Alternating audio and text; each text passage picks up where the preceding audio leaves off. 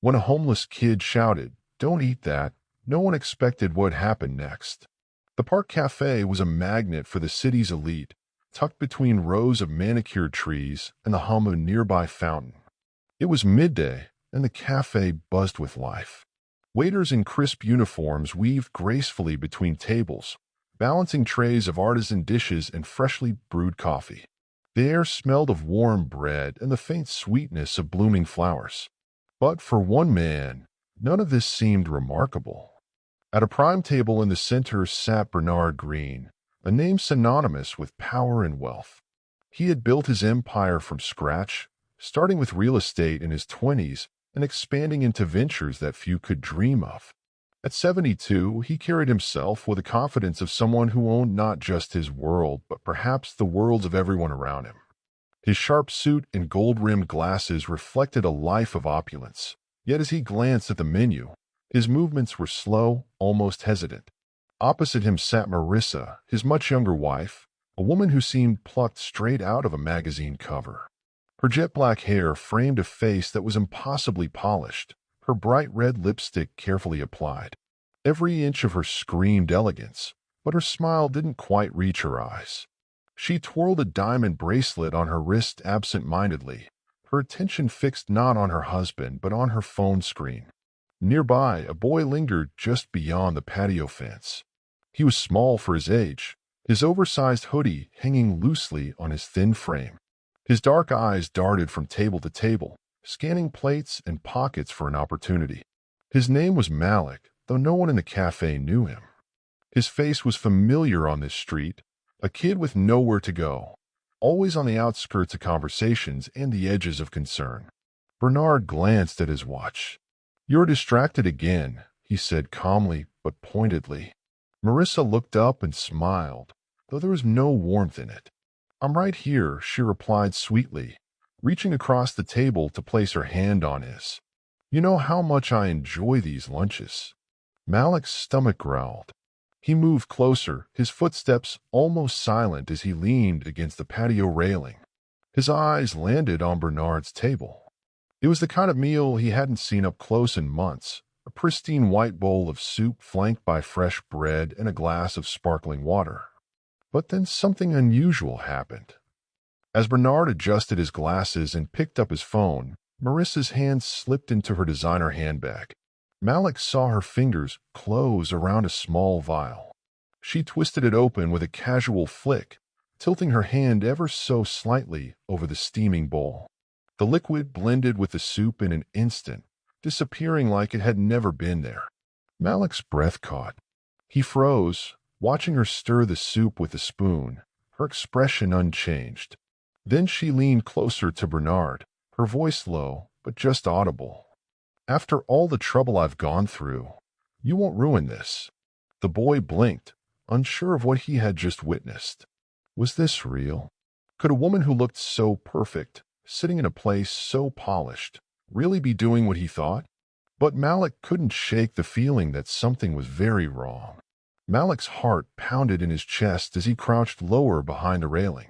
He wasn't sure what he'd just seen, but the way the woman's voice carried those cold words sent a shiver through him. He clenched his fists, his nails digging into his palms. No one else had noticed.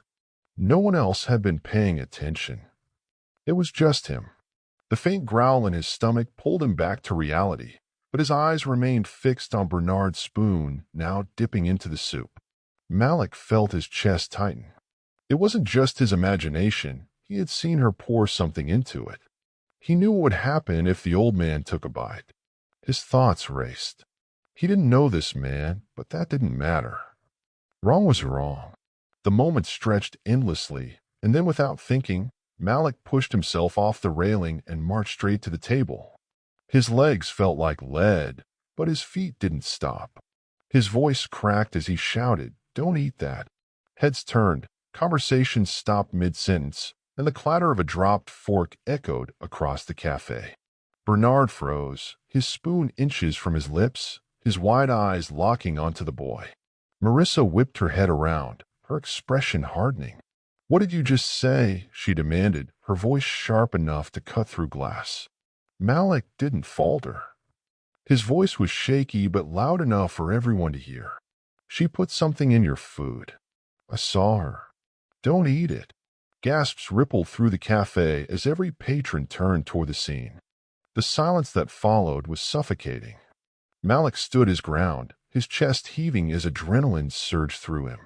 Bernard blinked, glancing between the boy and his wife. What is he talking about? Marissa's tone was calm, but her hand trembled as he set the spoon down on the table. Marissa's composure snapped like a rubber band stretched too thin.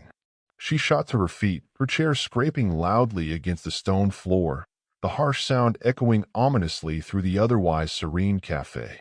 "You little liar," she hissed, her voice dripping with venom, each word sharp and deliberate. "How dare you accuse me of something so vile? Who even let you in here?" Her eyes blazed with fury, and her perfectly manicured nails tapped against her handbag in agitation. The words stung, cutting through the tense atmosphere, but Malik didn't back down. His eyes remained locked on Bernard, desperate to make him see the truth that burned within him. "I saw her. She poured something into your soup when you weren't looking," he declared, his voice steadying as he spoke, despite the pounding of his heart. "You can smell it." Bernard's face paled, his usually composed demeanor faltering as he processed Malik's accusation.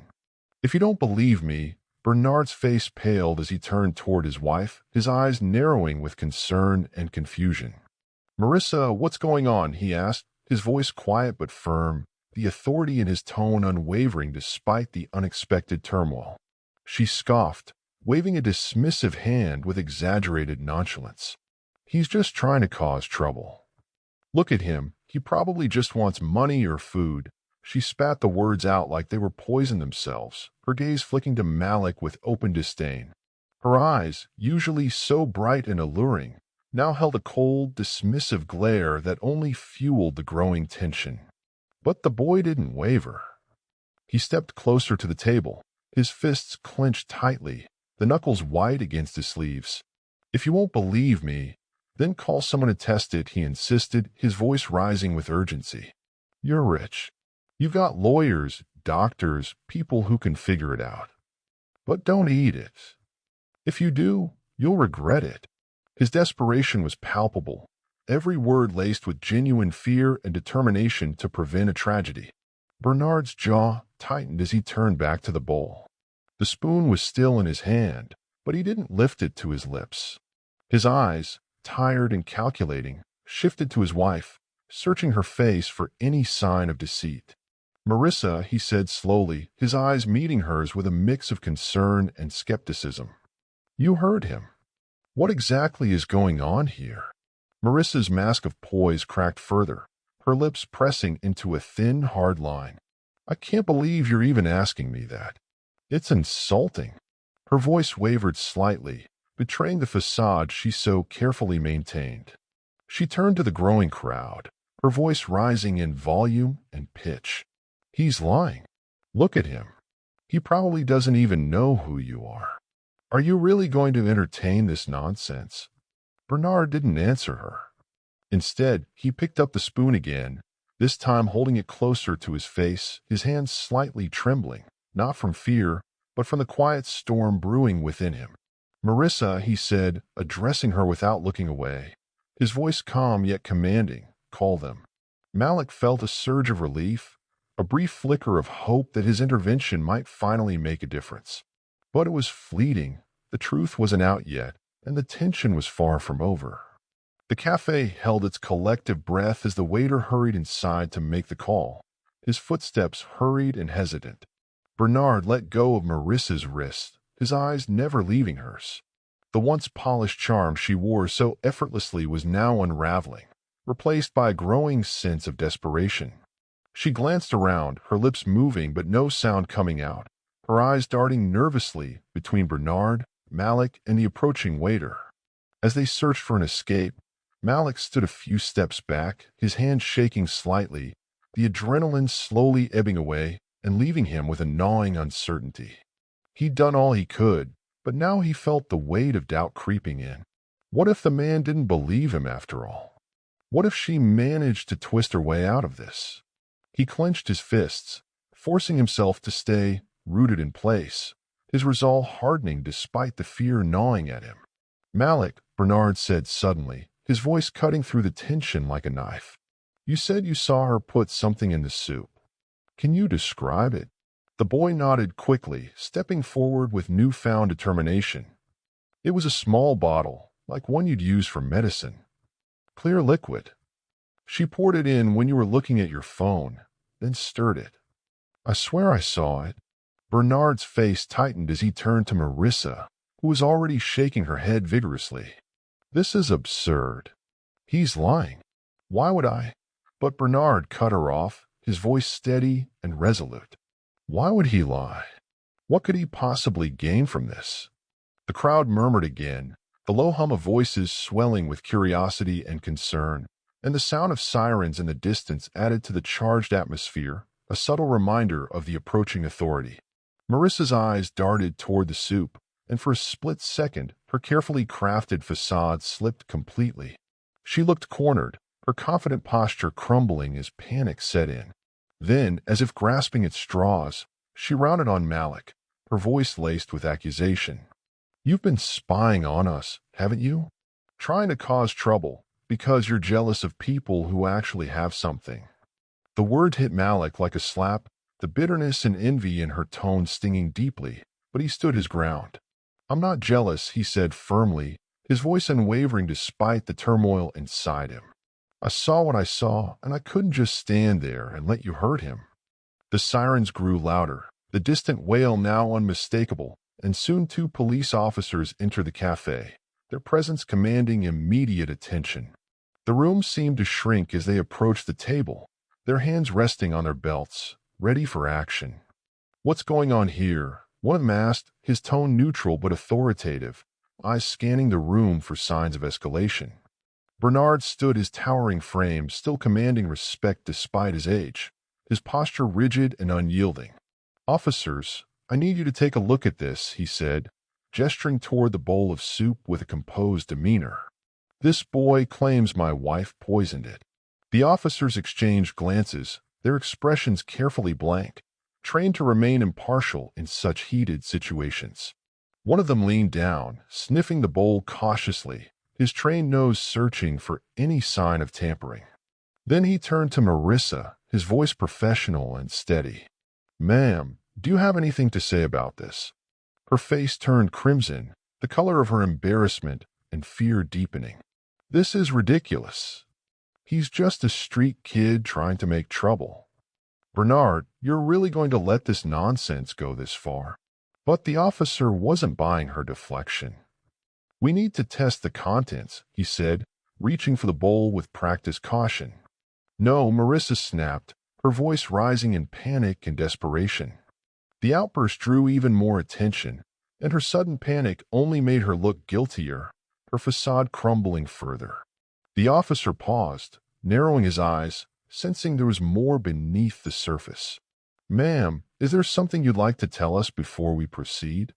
Marissa hesitated, her chest rising and falling rapidly with each breath, her eyes darting between Bernard and the officers, her hands trembling as she clutched her handbag tightly.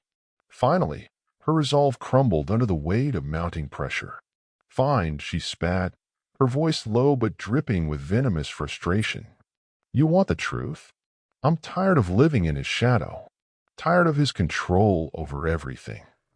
He was never supposed to make it past this year, and She stopped abruptly, realizing too late that she'd said too much, the dam of her secrets bursting forth uncontrollably. The cafe erupted in gasps, some patrons pulling out their phones to record the scene, the reality of her confession sinking in. Bernard's face went pale as the weight of her confession hit him like a truck, his eyes wide with shock and disbelief. The officer stepped forward, his expression grim and resolute. "Ma'am, I'm placing you under arrest for attempted murder. Please put your hands where I can see them." Marissa's composure shattered completely. She screamed, her voice echoing through the stunned cafe, trying to wriggle free as they secured her hands behind her back. "You don't understand. I deserved everything he had." "Everything," she shouted, her voice filled with a mix of anger, hurt, and desperation as they led her away, her protests fading into the distance. Bernard sank back into his chair, his hand trembling as he pushed the soup away, the once pristine meal now a symbol of his crumbling world. For a moment, he said nothing, his face a mask of disbelief and betrayal, struggling to process the revelation. Then his eyes found Malik, who stood frozen, unsure of what to do next. But as Bernard's gaze softened, a flicker of gratitude replaced the anger in his expression. Malik hadn't just saved his life, he'd revealed a truth Bernard would have never seen coming, a truth buried beneath layers of wealth and power. The cafe slowly returned to a low hum of whispers and murmurs as the officers escorted Marissa out, her protests fading into the distance, leaving a lingering tension in the air. Patrons exchanged wide-eyed glances, still reeling from what they had just witnessed. Some looked at Bernard with pity, others with curiosity, while a few whispered among themselves, trying to make sense of the dramatic turn of events. But Malik didn't move. He stood rooted to the spot, unsure if he was supposed to stay or slip away quietly, his mind racing with the implications of his actions. Bernard turned to the boy, his face still pale, but his eyes now steady with a newfound respect. "Malik," he said softly, gesturing to the seat across from him. "Sit." Malik hesitated, glancing around at the onlookers, their curious and sympathetic eyes making him feel exposed. But Bernard's voice carried a weight that made him obey, a silent assurance that he was in safe hands. Slowly, he sank into the chair, his shoulders tense but his posture resolute. "You saved my life," Bernard said, his voice low but firm, each word laden with gratitude and a hint of vulnerability. "I don't know how I can ever repay you." Malik fidgeted, his hands gripping the edge of the table, the rough texture grounding him amidst the whirlwind of emotions. I couldn't let it happen," he said quietly, his voice barely above a whisper. "I couldn't just watch and say nothing." Bernard nodded, his gaze distant for a moment as if replaying the entire ordeal in his mind, processing the chaos that had unfolded. "Most people would have turned the other way, pretended they didn't see. But you didn't. That took courage, boy." Malik shrugged, his voice barely audible. I don't like seeing people get hurt. That's all." Bernard leaned back, studying the boy for the first time with genuine interest. He seemed to really see him, not just as a scrappy kid on the streets, but as someone with a story, a soul shaped by hardship and resilience. "How long have you been out here?" The question caught Malik off guard, his mind momentarily blank. He looked away, his voice tinged with embarrassment. "Oh." Bernard frowned but didn't press further, sensing the boy's discomfort. Instead, he reached into his pocket and pulled out a sleek black phone, its surface gleaming under the cafe's soft lighting. "Wait here," he said, standing and stepping aside to make a call, his movements smooth and confident. Malik watched him, unsure of what to do, his heart pounding with anxiety. Was he in trouble now? Was Bernard going to call someone to have him removed, or worse? When Bernard returned, his expression was calm, almost kind, a stark contrast to the tension that had filled the room moments before. "Help is on the way," he said simply, his voice carrying a soothing assurance. "Help?"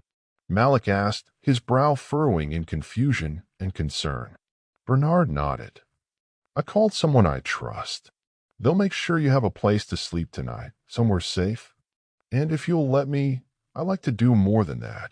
The boy's eyes widened, surprise and skepticism mingling in his gaze. "You don't have to do that," he said quickly, his voice defensive. "I didn't do this for money or anything." Bernard smiled faintly, a warm, genuine smile that reached his eyes. "I know. That's why I want to help you. You did something most people wouldn't have, and trust me, Malik, if the world had more people like you, it would be a much better place." For the first time in a long while, Malik felt a warmth he couldn't quite describe, a sense of hope blossoming within him.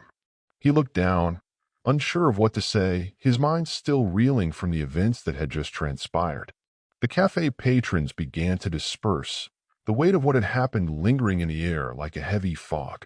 Bernard picked up his glass of water, taking a long sip before speaking again, his voice thoughtful and reflective. "Sometimes life gives us the chance to change someone else's story," he said thoughtfully. "You changed mine today, Malik, and maybe, just maybe, I can help change yours."